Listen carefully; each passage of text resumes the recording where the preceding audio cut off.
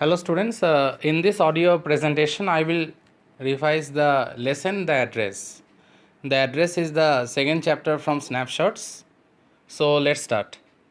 Introduction of the lesson. What is the story of the address all about? We have to know that one. The story is about the human predicament that follows the pre-war and post-war period. You all have read this.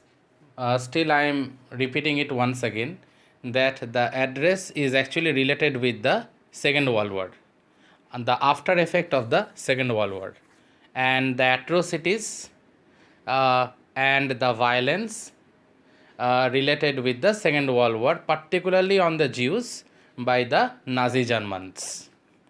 Mrs. S, who was a Jew, was a rich lady, and Mrs. S was the name of the narrator's mother, whereas Mrs. Doling was a non Jew.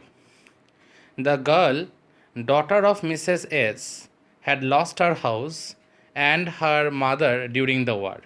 So, the narrator, she lost her mother as well as their house was also completely destroyed during the war. And now she had decided to come back to take her possessions from Mrs. Doling, an acquaintance whose address was given by her mother years ago. And that address, you know it by this time, it is 46 Marconi Street. And the narrator came to this address in order to see her mother's precious belongings that were given to Mrs. Doling during the before the war. When she reached the house, the woman treated her with a cold reception. Mrs. Doling was surprised at the very beginning and she was reluctant to let the narrator inside the house. When I repeat this line once again, dear students, when she reached the house, the woman treated her with a cold reception and didn't let her into the house. She decided to go back anyway, and then she met her daughter who let her in. But remember one thing, she made another visit to the house of Mrs. Doling. But luckily, this time, Mrs. Doling's daughter allowed her inside the house and told her to wait inside. When she saw all the possessions in front of her, she couldn't connect with them and decided to leave the house. But when she saw the belongings were kept in a very haphazard manner, the narrator was shocked. And it was, to be very honest, it was a nightmarish experience for the narrator. And she decided to leave the house as soon as possible because it was a huge setback for her, because she never ever thought her mother's belongings will be kept in such a unprofessional manner, in such a haphazard manner. So she decided to leave the house as at the earliest. Now, dear students, this is more or less the gist of the story. Now let me come to the summary part. Of course, it's a revision. For your revision, I'm explaining it, and when I will explain the summary, I think many more things will be clear to you. Okay, fine. So let me come to the summary now. The address summary. After ringing the doorbell of Mrs. Doling, who lived at 46 Marconi Street, the protagonist was given a cold reception and Mrs. Doling took much time to recognize her. The protagonist means Marga Minko, that is the narrator, and she is also the author of this story. Now it seems that Mrs. Doling at first was very reluctant to recognize her, but later she recognized her. Mrs. Doling had thought everyone in the protagonist family was dead and asked if anyone else had come along with her. Now, so much crooked and mean-minded Mrs. Doling was, she thought that everyone from the narrator's family already died, and she got a bit surprised when she found out that the narrator was still alive. Mrs. Doling refused to let the protagonist inside her home and told her to come back sometime later. Now she treated her in a very rude manner, and Mrs. Doling even told her that at this moment she can't attend her, and Mrs. Doling told her also to come sometime later. The protagonist recognized her mother's green cardigan. Cardigan means sweater, which Mrs. Doling was wearing. She decided to go back to the train station and thought about her mother and how she told her about Mrs. Doling, who was an acquaintance of hers.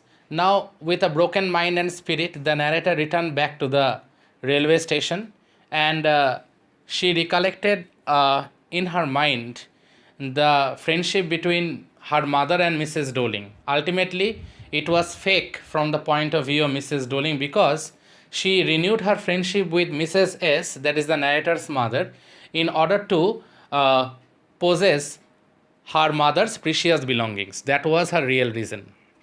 During the war, Mrs. Doling would visit their house and take their possessions with her, as she didn't want them to get lost if they ever left the place. Mrs. Doling had a broad back. Now, her selfishness was clear from the fact that actually she wanted those precious belongings. She never ever wanted the friendship.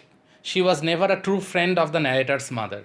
And most importantly, she had a broad back. Even her daughter also had a broad back, just like her. The protagonist decided to go to Mrs. Doling's home to get back their belongings. Remember, it is also written in your text. She means Marga Minko, that is the narrator. She paid one more visit to Mrs. Doling's house in order to reclaim her mother's precious belongings. When she rang the bell, Mrs. Doling's daughter answered the door. She let her in and asked her to wait in the living room. Thank God this time her daughter let her inside the house. When they were crossing the passage, the protagonist noticed their Hanukkah. It's a candle stand, quite a heavy one, that they had never used it because it had been unmanageable, and that Hanukkah was kept along near the doorway. It was kept in a very bad manner. Just not only Hanukkah, the other precious things of the narrator's mother were also kept in a very unprofessional manner. This shows that Mrs. Doling actually loved to possess those things but never ever cared for the maintenance of those things. So let me continue. When she reached the living room, she was horrified. She means the narrator, as she saw all her mother's things that were arranged in a tasteless manner. The furniture was ugly, and the room had a damp smell, and it made her disinterested, and she wanted to leave the place. Now, the damp smell of the room, the things were kept in a very unprofessional, messy manner. So, all these things actually disappointed the narrator a lot, and she decided to move out of the house at the earliest. Mrs. Doling's daughter even offered her a cup of tea, and the protagonist noticed the old tablecloth that had a burnt mark on it, and it was never been repaired also. When the girl was showing her the silver fork and spoons that actually belonged to the protagonist, she jumped up and walked out of the house. But later, when the Mrs. Doling's daughter showed her the fork and the spoons and the other things, and even if you have read the text, you know it very well that she told the narrator that her mother had purchased all these things from the auction, which was a lie. Now it was too much for the narrator to handle all those things, and she decided to leave the house at once. Let me continue. She decided not to visit the place again, as it brought back memories of the past, and hence she decided to forget the address. Now she made a promise in her own mind that she will never return to this place, because her mother's belongings were kept in such a haphazard, nightmarish manner that it pained her a lot. But we know very well that this particular address will haunt her throughout her entire life, though she decided to forget the address. So that was it, dear students. Listen to this audio presentation, and if there is any doubt, kindly let me know. Thank you, students.